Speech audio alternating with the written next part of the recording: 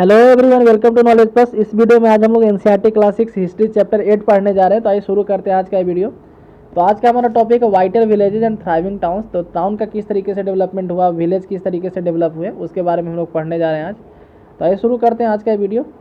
तो यहाँ पे जैसे बताया, सबसे पहला टॉपिक है कि आयरन टूल्स एंड एग्रीकल्चर। तो किस तरह से आयरन के टूल कैसे डिस्कवर हुए, है ना, कैसे डेवलप हुए, और एग्रीकल्चर किस तरीके से होता था। तो we often take the use of iron for granted today. तो कहा जा रहा है कि जैसे हम लोग आयरन को आज, लोहा को आज हम लोग नॉर्मली यूज करते हैं, हर चीज़ में लोहा का हम लोग यूज करते हैं, उतना ज़्यादा वैल्यू नहीं देते हैं। Things made of iron and steel are part of our daily life. हमारे डेली लाइफ का हिस्सा बन चुका है आयरन और स्टील का बना हुआ कोई भी पार्ट।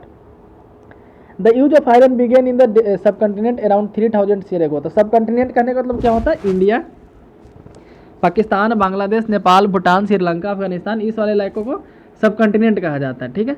तो the use of iron began in the subcontinent around 3000 year ago. तो लगभग 3000 साल पहले इस एरिया में आयरन का यूज होना चालू हुआ।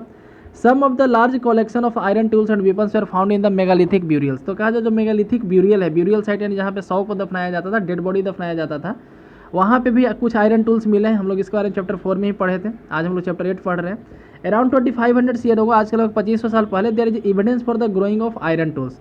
तो 2500 साल पहले का हमारे पास एविडेंस है कि उस समय भी आयरन टूल्स का डेवलपमेंट हो रहा था। This includes axes. इसमें कौन कौन सा टूल्स होते थे? तो एक्सेज यानी कुल्हाड़ी, जिसका यूज किया जाता था फॉरेस्ट को क्लियर करने के लिए। आयरन प्लाव शेयर यानी कि लोहा के बना हुआ प्लाव यानी कि हल, जिससे खेती होता था, इस तरीके का होता था। चैप्टर 5 में हम लोग पढ़े थे। यहाँ पे भी कुछ शेप यहाँ पे दिया हुआ है ना, इस तरीके से, जो हम लोग भी आजकल ये सब यूज करते हैं, है ना।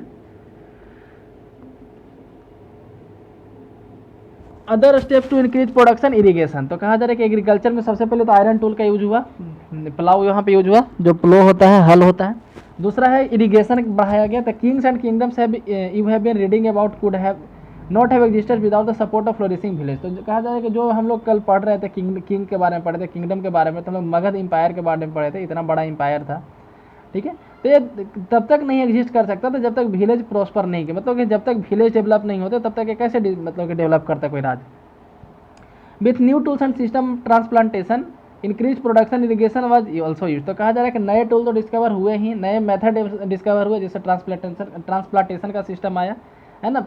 ट्रांसप्लांटेशन पहले की मतलब कि धान को एक जगह बुना जाता था, उसके बाद उससे छोटे पौधे जब होते तो उनको उखाड़ करके दूसरे जगह अलग अलग रोपा जाता था, तो इसको ट्रांसप्लांटेशन बोलते हैं। तो उसके साथ साथ इरिगेशन का भी सिस्टम यहाँ पे डिस्कवर हुआ, डेवलप हुआ। Irrigation work that were built during this time included canals, well, tanks and artificial lake. तो इस समय जो इरिगेशन वर्क होते थे मेनली कैसे होते? तो कैनाल से होते थे, वेल से होते थे, टैंक, आर्टिफिशियल लेक्स के सहारे होते थे। If you look at the chart, you will find that some of the stages in the construction of irrigation work are mentioned. Find the rest by using the following phrases. तो जैसे यहाँ पे इसको भरना है कि और क्या क्या, labour is provided by the people, farmers also benefit, crop production in more details. तो इसके सहारे यहाँ पे जो फ्रेज था इसको भरना है, ठीक है। तो आगे बढ़ते हैं हम लोग। Who lived in the villages, village में रहते कौन थे? तो there were at least 3 kinds of people living in the most of the villages, southern and northern part of subcontinent. तो सब कॉन्टिनेंट यानी इंडिया के यदि साउदर्न पार्ट को देखा जाए, नॉर्दर्न पार्ट को देखा जाए, 3 तरह के लोग रहते थे। In the Tamil region large land owners known as वेलालर।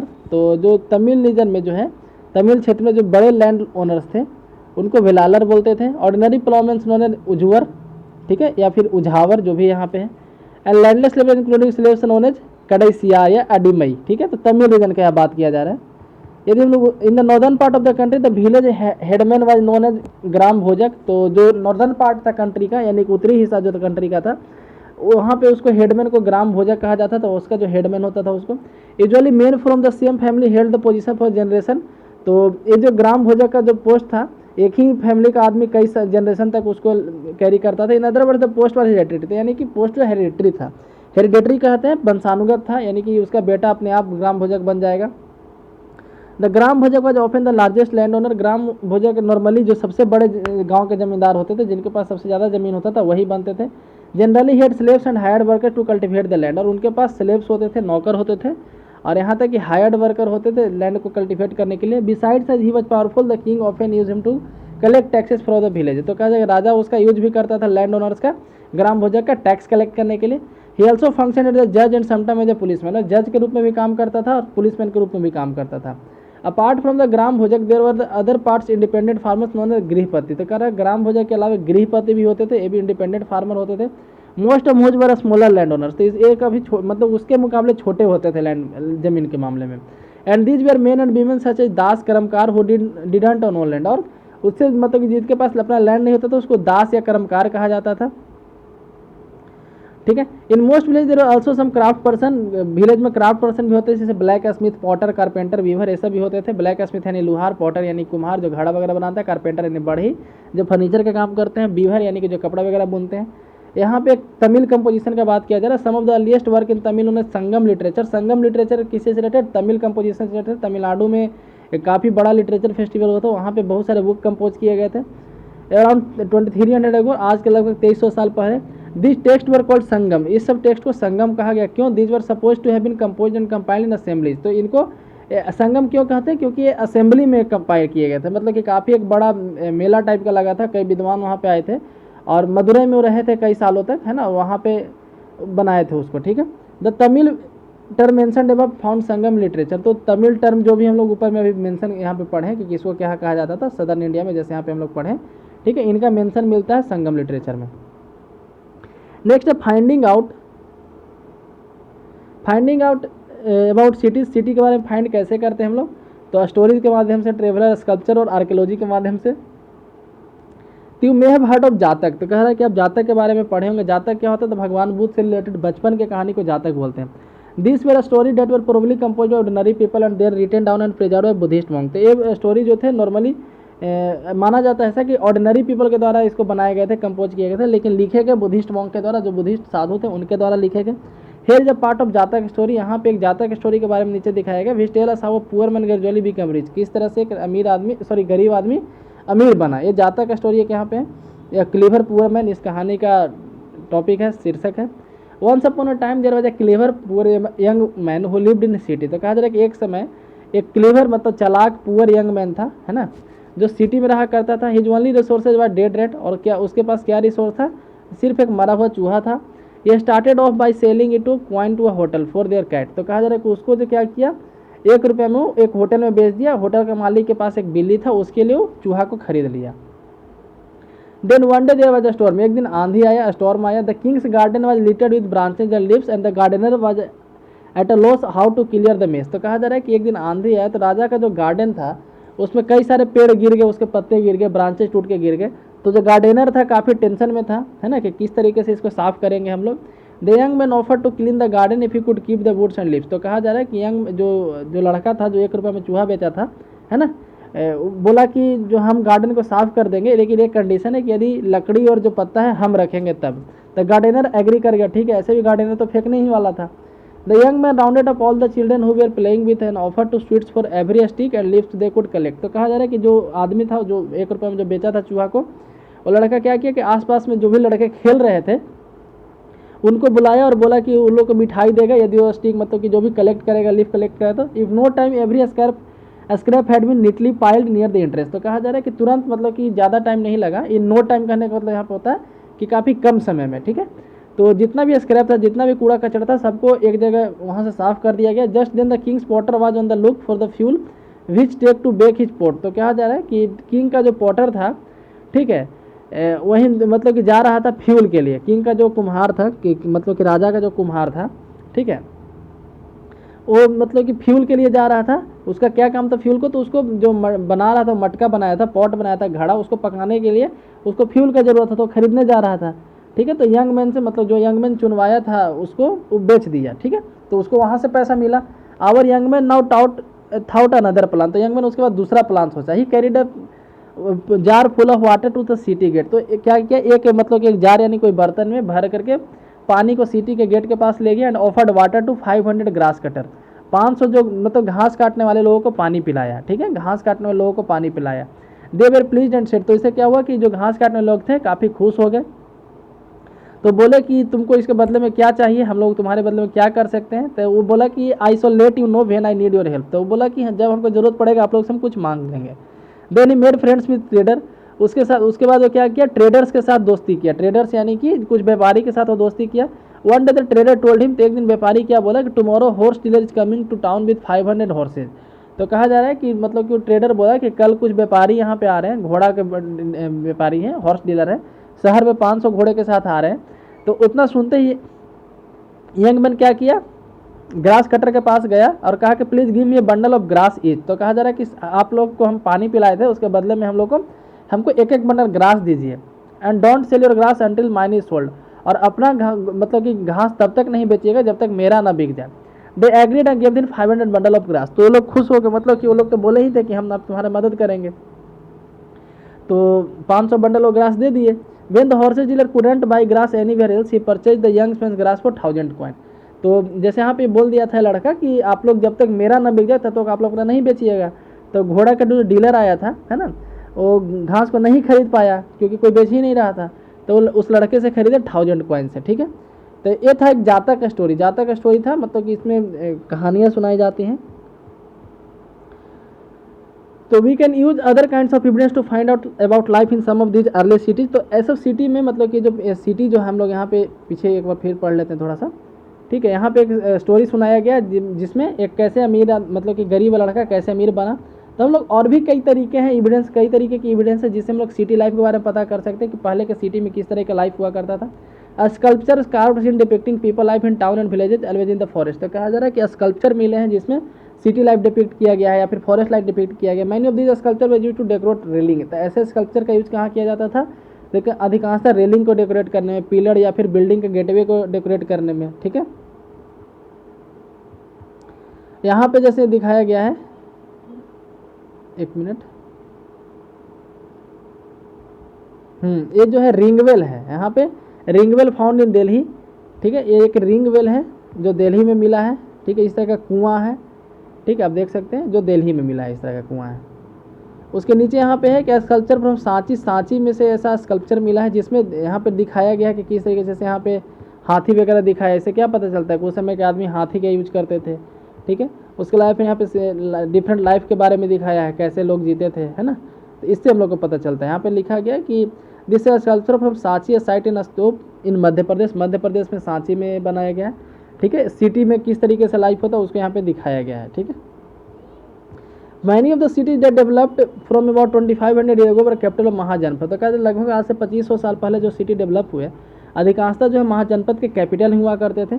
ठीक है, पिछले चैप्टर में हम लोग पढ़े थे, वहाँ पे फोर्टिफिकेटेड वाल था, मतलब कि चारों तरफ दीवार बनाया जाता था सिटी के। In many cities archaeologist have found row of pots और ceramic rings arrange on top of the other. तो कहा जा रहा है कई सिटी में आर्कोलॉजिस्ट को ऐसा मिला है। ठीक है, रो ऑफ पॉट्स मतलब कि बहुत सारे घड़ा एक के ऊपर एक इस तरह से अरेंज किए हुए। This seem to have in toilets in some cases at drain and garbage dumps. तो इसका यूज कई तरीके से किया जाता था, ड्रेनेज के रूप में, गार्बेज डंप्स के रूप में, या फिर टॉयलेट के लिए। ठीक है, this ring wells are usually found in individual houses. जो रिंग वेल है अधिकांशतः इंडिविजुअल हाउसेज में पाया जाता था, किसी आदमी के घर में पाया जाता था। We have hardly any remains of palaces, markets और homes of ordinary people. Perhaps some are yet to be discovered by archaeologist. तो कहा जा रहा है कि कई साइट तो अभी आर्कोलॉजिस्ट को तो डिस्कवर किए ही नहीं गए हैं। Other made of would, mud, brick and thatch में नॉट ऑफ सर्वाइव। यदि लकड़ी का बना हुआ होगा या फिर मिट्टी का बना हुआ होगा, ठीक है, तो खत्म हो गया होगा, सड़ गया होगा। Another way of finding about early cities from the account of seller and travellers. तो कहा जा रहा है कि दूसरा और क्या रास्ता है पहले के लोगों के बारे में जानने के लिए। तो जो सेलर्स आते थे, जो दूसरे कंट्री से नाव से आते थे, ट्रेवलर आते थे, उनका जो लिखा हुआ है, उनका डायरी, उनका अकाउंट पढ़ने से हम लोग को पता चलता है।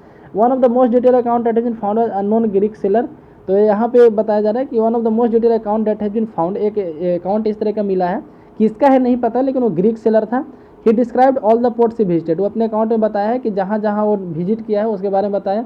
Find Bharuch of map 7। तो मैप 7 कहाँ पे है, मिलेगा तो हम लोग देख लेंगे, है ना। वहाँ पे भारूच ऐसे गुजरात में पड़ता है, याद रखिएगा। The story of Barygaza. Barygaza जो है भारूच का ग्रीक नेम है। ठीक है, उन लोग लैंग्वेज में, अपने लैंग्वेज में बैरीगाजा बोलता था भारूच को। तो the gulf is a narrow at Barygaza. तो जैसे आप यहाँ पे देखेंगे गुजरात कुछ ऐसा है ना, ऐसे। ठीक है, तो यहाँ पे एक है, यहाँ पे एक गल्फ है। ठीक है, तो कहा जा रहा है कि भारूच के नैरो, मतलब भारूच के पास जो गल्फ है काफ़ी नैरो है and very hard to navigate from those coming from the sea. तो कहा रहा है और समुद्र में वहाँ से आने के लिए काफ़ी नेविगेशन करना, वहाँ पे नाव चलाना काफ़ी डिफिकल्ट है। Ships have to be steered in the skilful and experienced local fisherman who are employed by the king. तो कहा जा रहा है कि नाव को वहाँ पे वही ले जा सकता है जो काफ़ी स्किलफुल हो और खास करके एक्सपीरियंस वाला हो, जैसे वहाँ के लोकल फिशरमैन होते हैं। The imports into Barygaza were wine, वहाँ पे इंपोर्ट क्या क्या होता था, तो wine, copper, tin, lead, coral, topaz, cloth, gold, silver, ये सब इंपोर्ट होता था। और एक्सपोर्ट होता था तो इवोरी होता था, एगेट, कार्नेलियन, है ना, कॉटन, सिल्क, परफ्यूम, ये सब जो है एक्सपोर्ट होता था। Special gift brought by merchants for the king, राजा के लिए स्पेशल गिफ्ट लाया जाता था मर्चेंट के द्वारा। These included vessel of silver, singing boys, beautiful women, fine wines, fine cloth, ये सब भी मतलब कि ये सब गिफ्ट के रूप में आता था।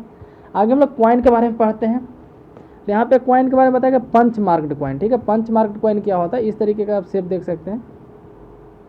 पंच mark coin they are generally rectangular और sometime square round in shape, either cut of the metal sheet और made of flattened metal globes. तो कहा जा रहा है कि पंच मार्क कॉइन जो होते हैं अधिकांशतः रेक्टेंगुलर होते थे और कभी कभी स्क्वायर या राउंड शेप में भी होते थे और खास करके किसी मेटल को काट करके बनाए जाते थे। The coins were not inscribed but were stamped with symbol using dies और पंचेज। तो कहा जा रहा है कि इस पे इसको क्या किया जाता था, इसके ऊपर एक मुहर लगाया जाता था, ठीक है, इस तरीके से देख सकते हैं, है ना, इसको इस तरीके का मुहर लगाया जाता था किसी पंच के सहारे, hence they are called punch mark coin, इसलिए इसको पंच मार्क कॉइन बोला जाता है। This coins were found most part of sub continent remain in circulation till early centuries. कहा जा रहा है कि ऐसा सब कंटिनेंट में हर जगह पाया जाता है लगभग, ठीक है, और कई शताब्दी तक ये चला भी था। You may have noticed how wealth is measured in term of coin, the story on page 82। Archaeologist have found several thousands of coin belonging to this period. कह रहा है आर्कोलॉजिस्ट को कई मतलब कि ऐसे कॉइन मिले हैं इस पीरियड के। The earliest coins were use in for about 500 years for punch mark coin. आज से लगभग मतलब कि कई साल पहले जो सबसे पहला कॉइन मिलता है यहाँ पे जो 500 साल तक मतलब कि यूज में था, वो पंच मार्क कॉइन था। जैसे यहाँ पे पिक्चर में आप देख सकते हैं पंच मार्क कॉइन का काफ़ी बढ़िया एग्जाम्पल है। यहाँ पे इस तरीके से मार्क किया गया, तो जहाँ पे यहाँ पे ऊंचा है तो पीछे गड्ढा हो जाएगा, है ना, और जहाँ पे यहाँ गड्ढा है पीछे ऊंचा हो जाएगा, इस तरीके से। इस तरह से पंच मार्क वहाँ पे किया जाता था। Next other means of exchange, तो पैसा के अलावा और क्या क्या एक्सचेंज का मीन्स था, तो यहाँ पे एक पोएम दिया गया संगम लिटरेचर का, as the carry white paddy of their land to exchange it for salt for another. तो जैसे यहाँ पे आप देख सकते हैं कि दूसरा क्या मीन्स था, तो जैसे white paddy of their land to exchange it for salt for another, तो कहा जा रहा है कि पैडी से सॉल्ट को बदला जाता था। Crossing the long roads in carts through sands while as moonlight, taking whole families who had for left behind, the departure of salt merchants leave the city empty. तो जैसे यहाँ पे बताया जा रहा है कि जब सॉल्ट मर्चेंट जो है मतलब कि नाव नमक बेचने वाले जो व्यापारी हैं अपने घर को छोड़कर जाते थे, ठीक है, अपने पूरे फैमिली को छोड़ करके जाते थे, ठीक है, तो फैमिली को पसंद नहीं आता तो वो लोग हेट करते थे, मतलब किसी को भी नहीं अच्छा लगता है, ठीक है। Taking whole family had to left behind, मतलब नहीं चाहते भी उनको सबको छोड़ करके जाना पड़ता था। कई मूनलाइट मतलब कई रात जो है बालू के साथ मतलब कि बालू वाले रास्ते में वो पास करते थे, ठीक है। तो इससे क्या पता चलता है कि रेगिस्तान क्रॉस करके बहुत सारे आदमी जो क्या करते आते थे तो नमक बेचने आते थे, ठीक है, और नमक के बदले में यहाँ से पैडी ले जाते थे, धान ले जाते थे, ठीक है। तो यानी कि पैसा के अलावा मीडियम ऑफ एक्सचेंज था, सामान से एक्सचेंज होता था, है ना, बार्टर सिस्टम जिसको बोल सकते हैं। सिटीज विथ मैनी फंक्शन यहाँ पे पढ़ना, तो very often single town was important by variety of reasons. तो कहा जा रहा है कि कभी कभी एक ही शहर जो है कई रीजन से इंपॉर्टेंट होता था। मथुरा एज बिन इंपॉर्टेंट सेटलमेंट और मोर देन 2500 ईयर्स, तो मथुरा जो है लगभग 2500 साल से इंपॉर्टेंट सेटलमेंट रहा है। It was important because it was located the cross road of two major routes and travel and trade. तो कहा जा रहा है कि इंपॉर्टेंट क्यों था, क्योंकि दो क्रॉस रोड पे मतलब कि था सिचुएटेड था, from the north west to the east and from north to south. तो नॉर्थ वेस्ट से ईस्ट की तरफ और नॉर्थ से साउथ की तरफ जो रोड जाता था उसका क्रॉस मार्क पे सिचुएटेड था। There are fortification around the city, city के चारों तरफ फोर्टिफिकेशन था। And several shrines, farmers and herders from adjoining area provided food for people in the city. City में रहने वाले लोगों के लिए खाना कहाँ से आता था, तो फार्मर जो गाँव में होते थे वहाँ से फसल आता था। Mathura was also centre for some extremely fine sculpture was produced. तो मथुरा में कई फाइन स्कल्पचर भी मिलते हैं, कई फाइन अच्छी मूर्तियाँ मिलते हैं। Around 200,000 years ago Mathura become the second capital of Kushan. लगभग 2000 साल पहले कुषाण राजा का सेकंड कैपिटल बना, ठीक है, जिसके बारे में हम लोग आगे के चैप्टर में पढ़ेंगे, आई थिंक नेक्स्ट चैप्टर में ही मिलेगा। Mathura was also religious centre, Mathura religious centre भी था। देयर आर बुद्धिस्ट मोनेस्ट्रीज, वहाँ बुद्धिस्ट मोनेस्ट्रीज भी था, जैन श्राइन्स भी था, और भगवान कृष्ण का एक वर्शिप साइट भी है Mathura. Several inscription on surface such as stone slabs and statues have been found in Mathura. तो वहाँ पे कई मूर्तियाँ मिलते हैं, है ना, कई स्टोन स्लैब्स मिलते हैं। Generally there short inscription recording gift by men to monasteries and shrine. Generally पत्थर पे क्या लिखा रहता है इंस्क्रिप्शन पे वहाँ पे, तो जो गिफ्ट दिए जाते हैं आदमी के द्वारा, है ना, इसको राजा को या फिर मोनेस्ट्रीज को, श्राइन्स को। दे वर मेड बाय किंग्स, राजा के द्वारा भी दान दिया जाता था, ऑफिसर्स के द्वारा, मर्चेंट्स के द्वारा, जो लोग शहर में रहते थे उनके द्वारा। For instance inscription from Mathura mention goldsmith, blacksmith, weaver, basket maker, garland maker, perfumers, तो सबका वहाँ पे मेंशन किया गया है कि मथुरा में जो इंस्क्रिप्शन मिला है उसमें बताया गया है कि गोल्ड स्मिथ के द्वारा भी दान दिया गया है, ब्लैक स्मिथ के द्वारा भी दान दिया गया है ना। नेक्स्ट है क्राफ्ट एंड क्राफ्ट पर्सन, तो हम लोग इसके बारे में पढ़ते हैं। एक सबसे पहले यहाँ पे एक NBPW के बारे में पढ़ते हैं, northern black polished where. I think पिछले चैप्टर में इस तरीके का एक मिला था, है ना।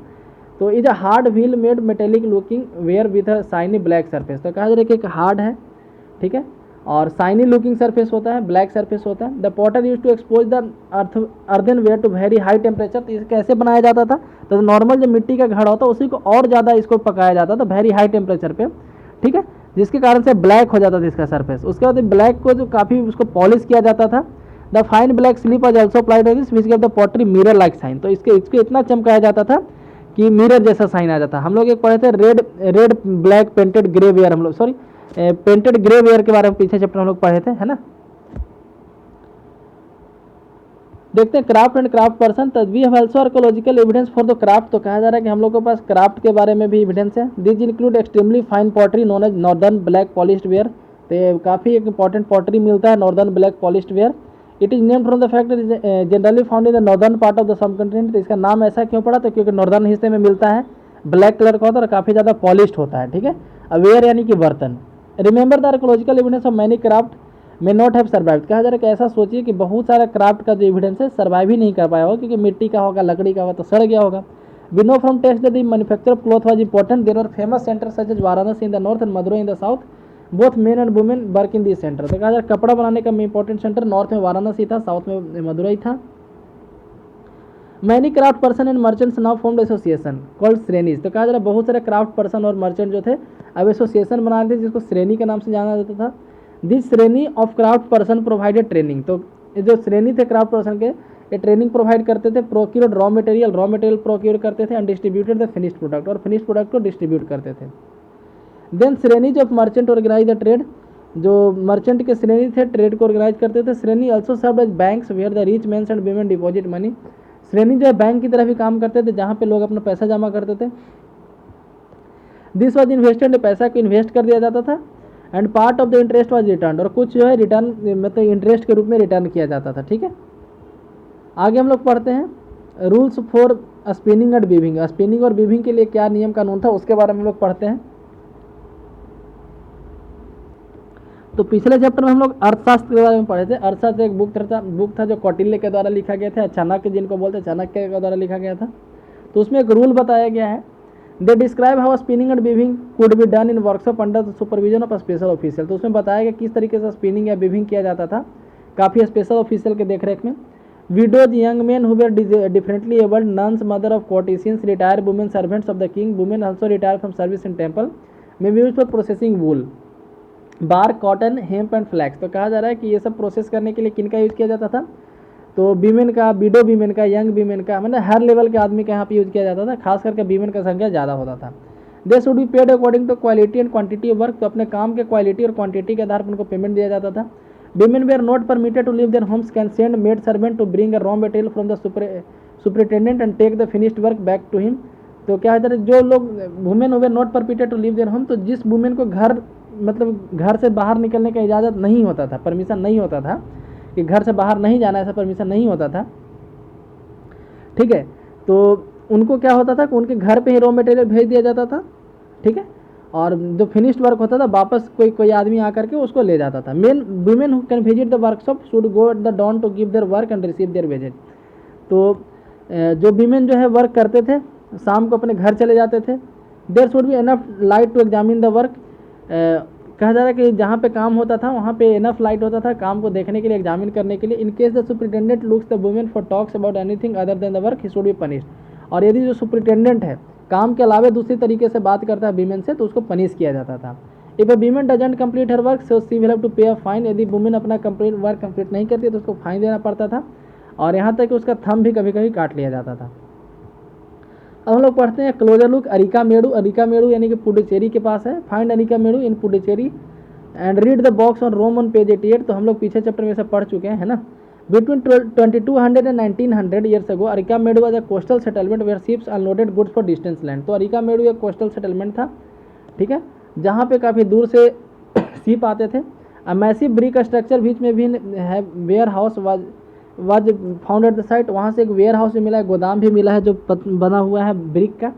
अदर फाइंड इंक्लूड पॉटरी, और भी वहाँ से क्या क्या मिला, तो पॉटरी मिला है मेडिटेरियन रीजन से, ठीक है. सच एज एम्फोरे, एम्फोरे क्या है, तो tall double handle jars with contain liquid such as wine. तो एक बर्तन हुआ करता था ऐसा जिसके दोनों तरफ हैंडल लगा होता था, उसको एम्फोरे बोलते थे, ठीक है.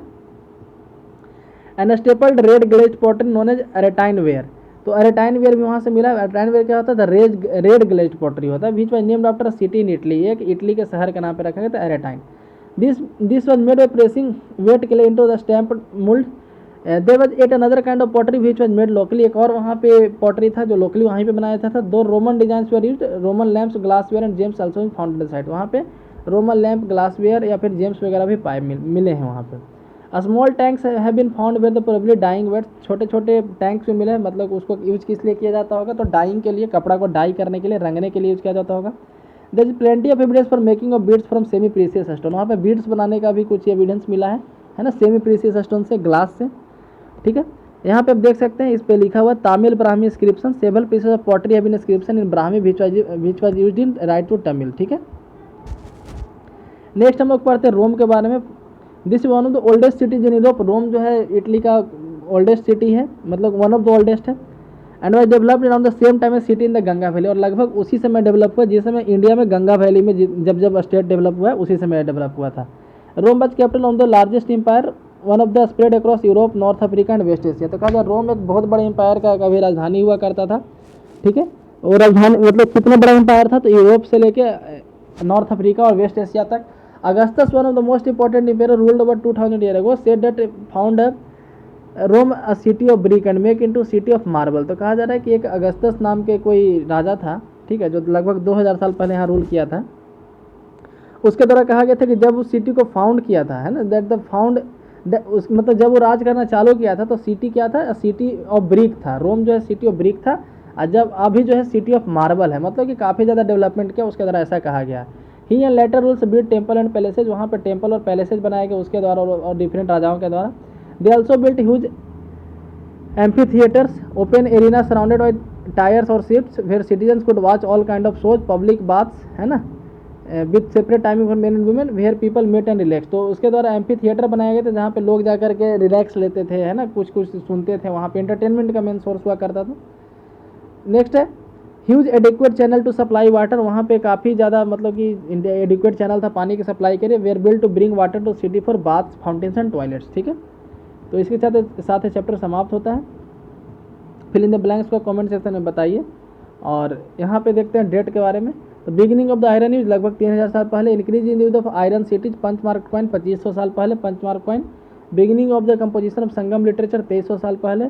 सेटलमेंट इन अरिका मेडू यानी पौडीचेरी 2200 से 1900 साल पहले, ठीक है. तो इसी के साथ चैप्टर समाप्त होता है. वीडियो पसंद आया तो लाइक करें, चैनल को सब्सक्राइब करें. धन्यवाद.